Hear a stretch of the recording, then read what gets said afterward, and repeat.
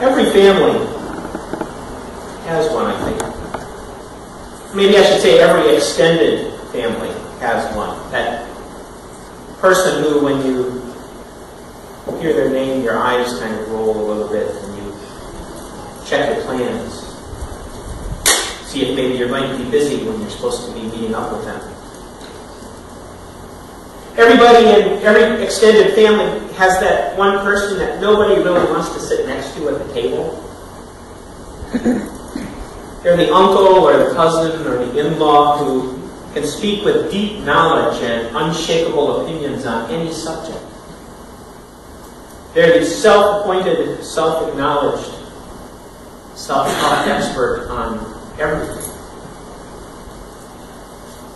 They're an expert on politics because they vote. They're an expert on education because they went to school. They're an expert on farming because they eat produce. They're experts on everything. And not only are they experts, anybody who is not an expert, meaning anybody else sitting at the table, is unqualified to speak because this person is just going to hog the conversation until everybody else gives up. And this person can also be kind of a crank on a particular subject as well. The kind of person that can't stop talking about whatever his pet subject is. The kind of person who always finds a way to bend the conversation back to this same subject and then talk endlessly about it.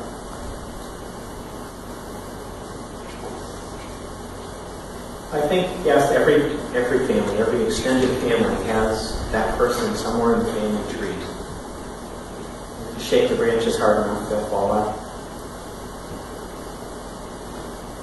For the family of Joseph and Mary in Nazareth, Galilee, Mark tells us that Jesus was that person. Because consider,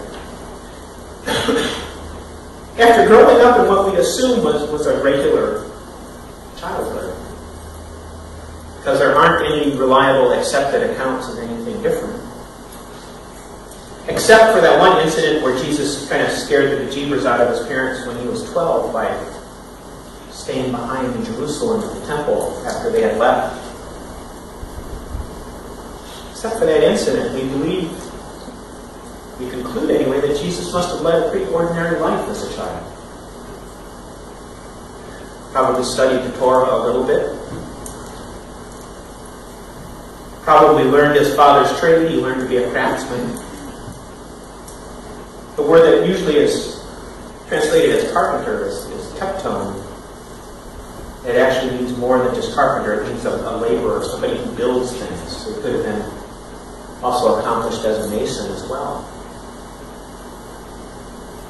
But he probably did that, and he probably dipped a few girls' pigtails in the inkwell and got grounded a few times. When he was a teen, he probably answered a few questions from his parents by saying whatever. He lived an ordinary life.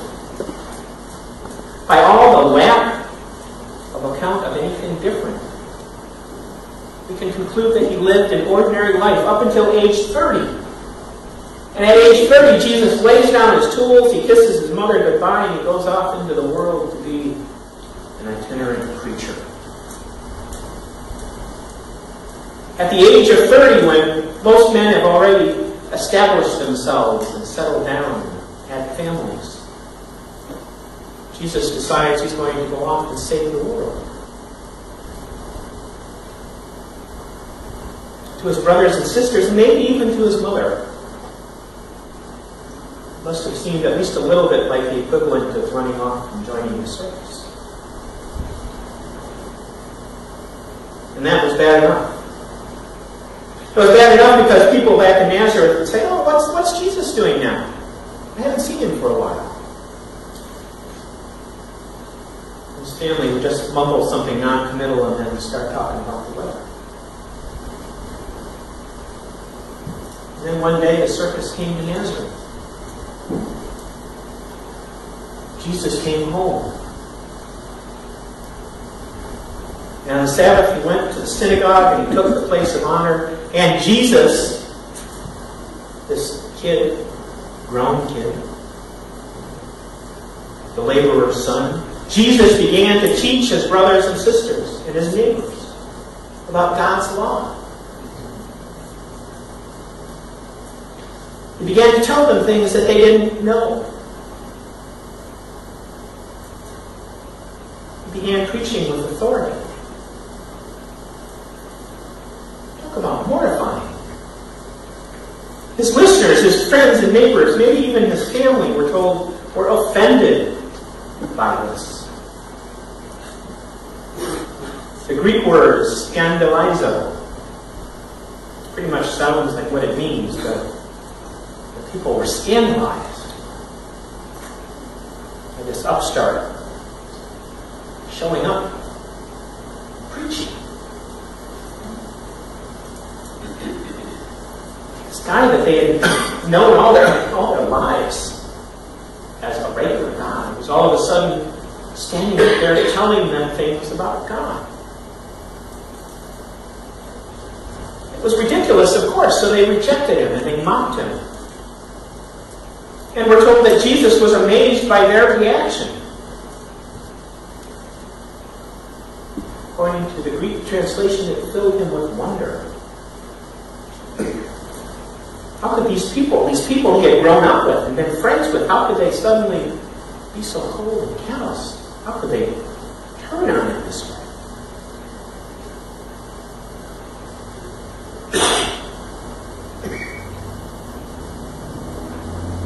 In Luke's account of this same incident, the crowd actually rises up and it drags him out of the synagogue into the brow of a hill where they're going to throw him off, preparatory to stoning. But then he just walks away. They're unable to do it. So we are told that Jesus, who had come to Nazareth all fired up and ready to preach and to teach, to minister to the people who knew him best, instead was treated with derision. He was mocked and rejected, and he could not do any great signs and wonders. Instead, he only healed a few people and then he got out of Dodge. So there was nothing for him there. So what's the lesson here? Well, it might be why pastors aren't usually appointed to the congregations where they grew up. And I think there's probably more to it than that. I think there's something deeper if we look. Why was Jesus such an embarrassment? Why did he touch so many nerves among people who, in theory, should have loved him the most and accepted him the most easily? I think it's because they wouldn't stop to listen. They could not shut down their own prejudices enough to let themselves hear what this itinerant preacher was trying to tell them. And those that did hear, well, they couldn't accept what he was telling them because he obviously wasn't anybody special. He's Jesus. He's the guy they grew up with. How could somebody who lived alongside them for so many years possibly have anything important to say?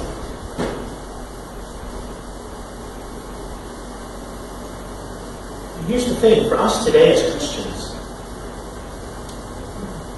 2,000 years on from the time of Jesus, for us as Christians and for us as members of the church, we find those same questions being asked. And sometimes we even ask them ourselves, of ourselves. Jesus said that a prophet is without honor in his hometown. In many ways, I'm afraid that churches have this problem where they become institutions without honor, or at least institutions of no consequence in their hometown. Because when it's been there forever, church is in danger of becoming complacent.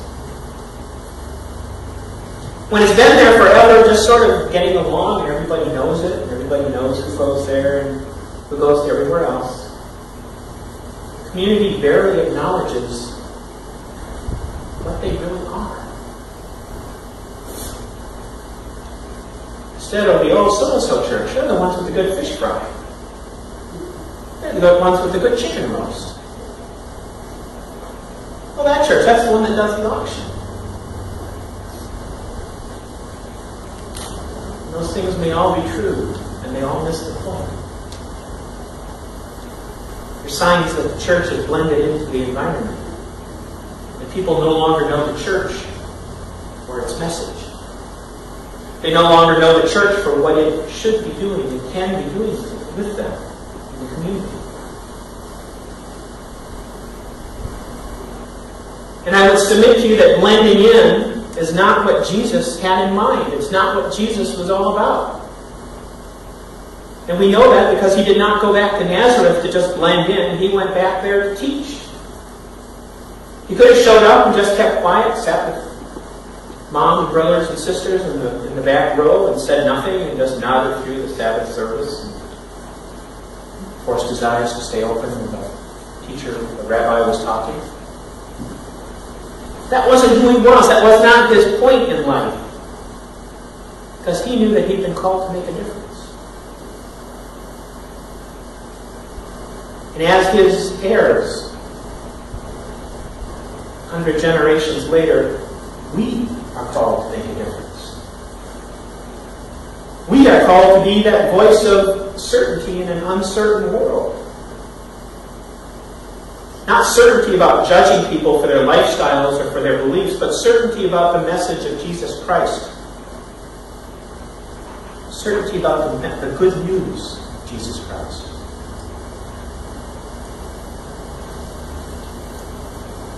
We're called to be the nagging voice in the community that says, is this the right thing to do?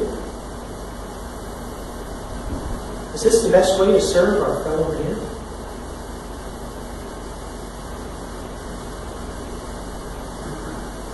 Paul would say we're called to make fools of ourselves. That's a particular talent of mine.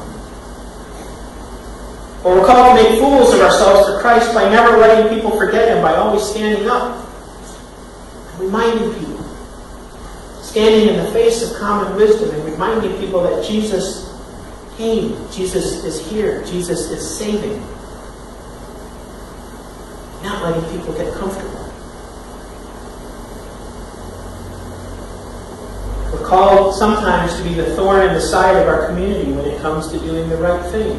We're the conscience and the voice and the leader in finding new ways to serve people who are in need. Whether that need is spiritual or physical or something else. We can do that. We can do that because we have the message of Jesus Christ. We have the love of Jesus Christ. And we have the power of the Holy Spirit within us. And we actually are experts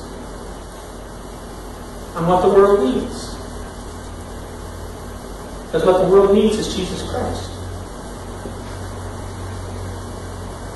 I think I mentioned a couple weeks ago, and I believe Elaine mentioned, the conference vision of the mansion in Wisconsin New, which is kind of a neat catchphrase, but it's a little ambiguous. What it means is to imagine the church is doing something new and something different. Not being just what they were, but being something better. Not being part of the background anymore, but moving back into the foreground in our community. And if we're going to do that, the first step is going to have to be to imagine ourselves anew. To imagine how can we reach and teach. How can we serve? What can we do? And do we have the courage to do that? Think about Jesus. Think about Jesus standing up in the synagogue in Nazareth and speaking.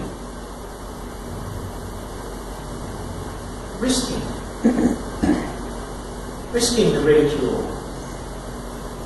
Risking the negativity and the naysayers and the cynics.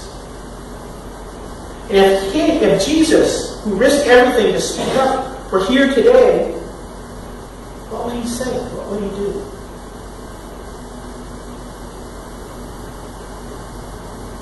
And I ask that because it's a trick question. Because Jesus is here. Jesus is here through you, and he's here through me, and he's here through this church. Everything this church does in his name.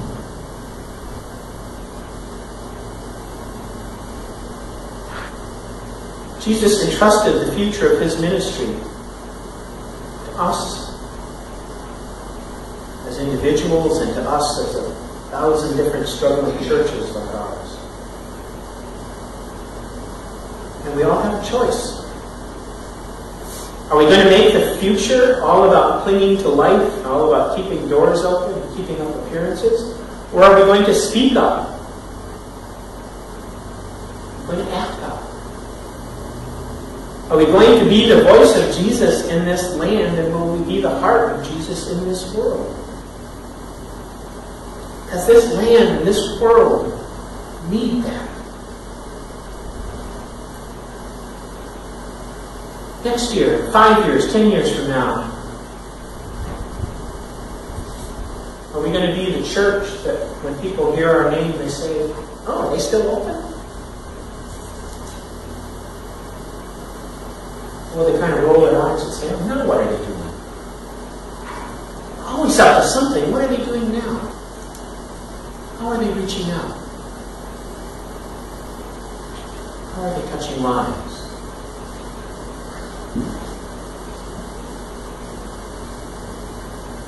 I think Jesus would ask, will we be the voice? Won't be quiet. Amen.